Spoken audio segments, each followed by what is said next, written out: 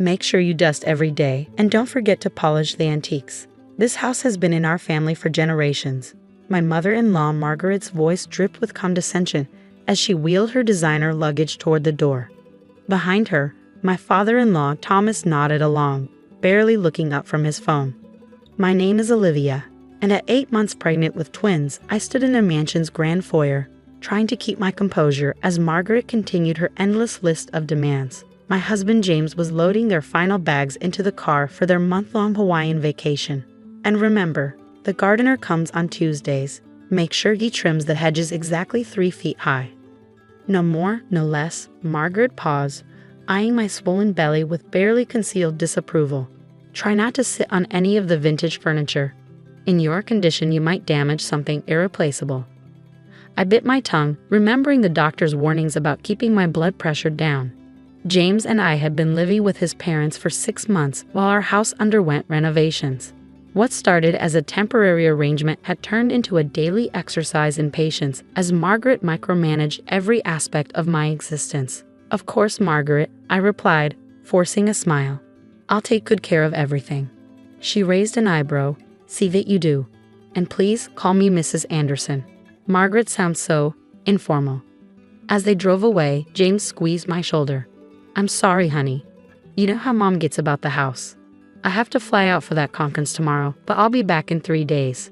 I watched him pack that evening, a plan already forming in my mind. What my husband and his parents didn't know was that I'd been doing more than just sitting around during my pregnancy. Those long hours alone in the mansion had given me plenty of time to explore, and I'd made some interesting discoveries. The next morning, after James left, I made 2 phone calls. The first was to my best friend Emma, a real estate lawyer. The second was to a historian specializing in architectural heritage. Both conversations confirmed what I'd suspected for months. You see, Margaret's precious family mansion had a secret. While reorganizing the library, against her wishes of course, I found original documents from the 1920s. The house hadn't actually been in the Anderson family for generations as Margaret claimed. Her father had bought it in a questionable auction in the 1960s, and the paperwork showed some very interesting discrepancies. More importantly, I discovered that the house had been designated as a historical landmark in 1943, but someone had buried the paperwork. The Andersons had been making unauthorized modifications for years, violations that could result in significant penalties. As I waddled through the house that afternoon, I documented every improvement Margaret had made. The original hardwood floors she'd torn up for Italian marble. The period windows she'd replaced with modern ones. The authentic Victorian wallpaper she'd stripped away for her preferred cream paint. Each change was another nail in her coffin. Mrs. Harrison, the historian, Dr. Peters, arrived precisely on time. "These modifications are troubling. The original designation was never officially removed. This property should have been preserved according to very specific guidelines."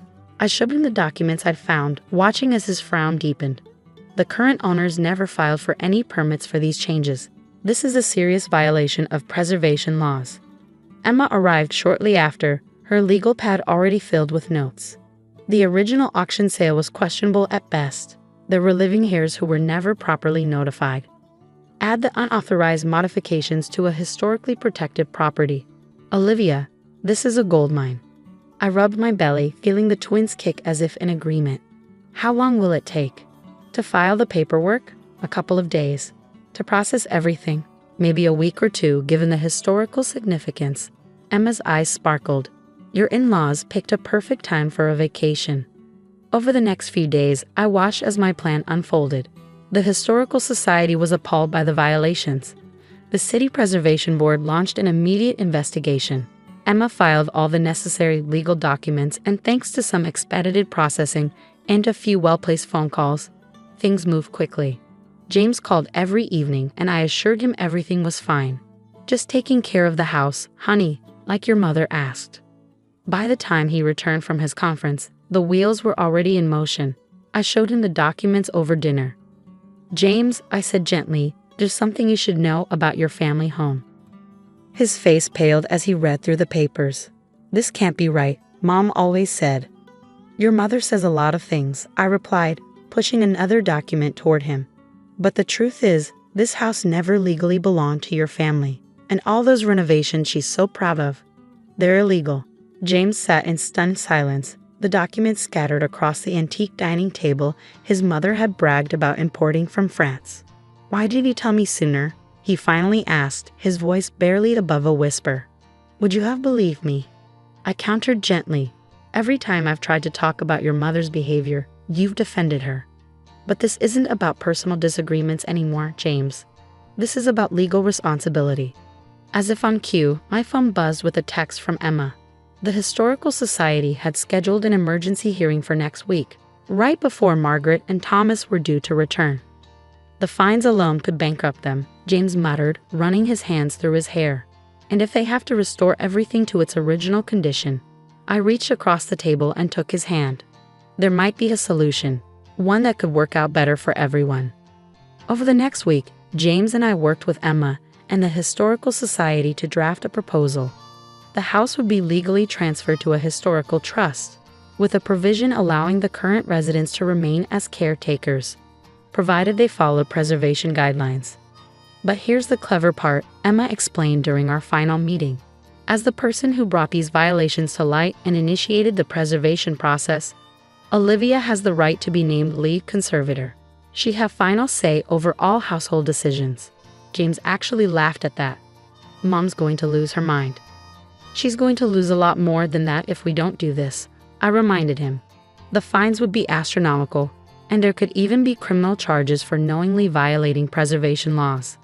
The day before Margaret and Thomas were due to return, we received the final paperwork. Everything was in order, legally binding, and absolutely irreversible. The Historical Society had already scheduled contractors to begin restoring the original features Margaret had destroyed.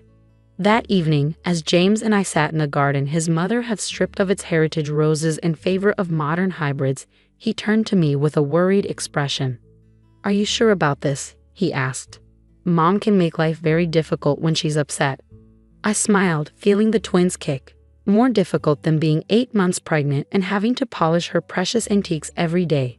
More difficult than being told I'm not allowed to sit on the furniture or use the main kitchen. He winced. I'm sorry. I should have stood up to her sooner. Yes, you should have. I agreed. But this isn't about revenge, James. This is about preserving something truly valuable, not just your mother's idea of status symbols. The next morning, right on schedule, we heard the sound of car doors slamming in the driveway. Margaret's voice carried across the lawn as she directed the driver where to place her luggage. I hope that girl hasn't ruined anything, she was saying to Thomas. You know how careless young people can be, especially in her condition. James squeezed my hand as we stood in the foyer, waiting. The front door swung open, and Margaret swept in, already frowning. The hedges are uneven, she announced by way of greeting. Didn't I specifically say 3 feet? And why are there contractors' vehicles parked on the street? Mother. James started, but Margaret was on a roll. And what happened to my Italian marble? There are sample patches of wooden flooring in the corner. Who authorized that? The Historical Society did, Mrs. Anderson. I said calmly, emphasizing her preferred formal address. Or should I say, the people who actually own this house. Her face went white. What are you talking about? This house has been in our family for... No, it hasn't. James cut in, handing her the documentation. And we need to talk about the changes that are coming. Thomas peered over her shoulder as she read, her hands starting to shake. This is ridiculous. You can't possibly. We can, and we have, I said, rubbing my belly absently. But don't worry. You won't be evicted. You'll just need to follow the new guidelines. I'll be happy to review them with you. After all, as lead conservator, it's my responsibility to ensure everything is done properly. Margaret's knees gave out, and she sank onto the nearest chair, one of her precious antiques. You're in charge? Of my house? The Historical Society's house, I corrected gently, which will be restored to its original glory, as it should have been all along. Now, shall we discuss the new household rules? The transition wasn't smooth, but I hadn't expected it to be. Margaret spent the first week alternating between fits of rage and bouts of theatrical crying. She called every lawyer in town, only to be told the same thing. The Historical Society's claim was ironclad, and her years of unauthorized modifications had left her legally vulnerable. But where will I put my Italian furniture? She wailed one morning, watching as contractors carefully restored the original hardwood flooring. All my beautiful modern updates. The Historical Society has arranged storage for anything that's not period appropriate, I explained, comfortably settled in what used to be her off-limits sitting room. And they're quite interested in documenting the original pieces you removed. You did keep them, didn't you? Her silence was telling. We both knew she'd sold or discarded most of the original fixtures and furniture, another violation that had been added to the official record. The changes went beyond just the house's appearance. Gone were Margaret's strict rules about which rooms could be used and when. The Historical Society actually encouraged regular use of the spaces as long as proper preservation guidelines were followed. I turned the formal dining room, which had been reserved for Margaret's twice-yearly dinner parties, into a daily gathering space. The library, once kept under lock and key to protect the first editions, most of which turned out to be recent reproductions, became a cozy reading room. 2 weeks after the revelation, I went into labor. Unlike Margaret's prediction that I would probably ruin her imported carpets, I was actually in the garden when my water broke. James rushed me to the hospital, leaving his parents alone in the house they no longer controlled. Our twins, Charlotte and Henry, were born healthy and strong. When we returned home 5 days later, we found something unexpected. The house had been cleaned, but not in Margaret's usual obsessive way. Fresh flowers, local wildflowers rather than her preferred exotic arrangements, sat in simple vases. And in the newly restored nursery, 2 antique cribs had been carefully set up. "They were yours," Thomas said quietly, appearing in the doorway. "From when you were a baby, James. Margaret wanted to throw them out years ago, but I kept them in the attic." He paused, looking almost shy. I thought maybe, with the historical theme, it was the first genuine gesture either of them had made, and I felt a small spark of hope. Over the next few months, as I settled into motherhood and my role as lead conservator, I noticed subtle changes in my in-laws. Thomas spent more time in the garden, learning about the heritage plants we were reintroducing.